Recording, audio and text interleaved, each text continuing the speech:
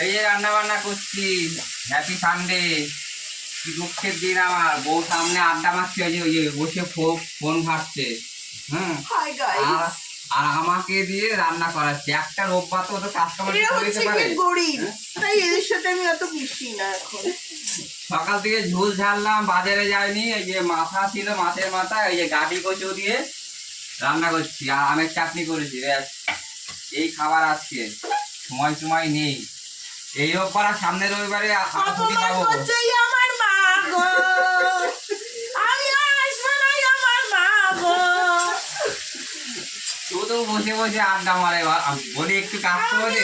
অপমান করতেছে আমার মা গো, আমি আর আসবো না আমার মা গো। এরা খুব ছোট লোক আমার মা গো। এরা হচ্ছে গরিব গাইস। নাটক দেখেছো?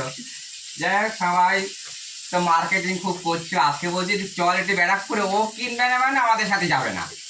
হ্যাঁ, ও আমি কিনলে চাই যাবে। না গাইস, আমি সব জায়গায় যাই না গরিবদের সাথে। ও কেনাকাটা করলে তাহলেই যাবে, আমরা কেনাকাটা করলে ও যাবে না। আমাকে যদি একটা কিনে দিস তাহলে আমি যাবো। খেয়াল দেখেছো? নিজে আমার থেকে বেশি ইনকাম করে ও। ওকে তো মানে কিছু দেওয়া উচিত আমাকে। হ্যাঁ হ্যাঁ, যাই হোক, কি বলে বলে দিলি, কি বলে বলে দিলি তুই। আমি আর আসবো না আমার মা গো।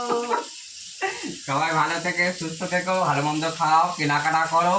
এই পুজো আসছে আসছে, এটাই আনন্দ। পুজো এলে 4-5 দিন কোথা দিয়ে আজকে বেরিয়ে যায় কোথায় চোখের মটন থেকে। হবে গাইস, আজকে করছে কচু। Bye, see you.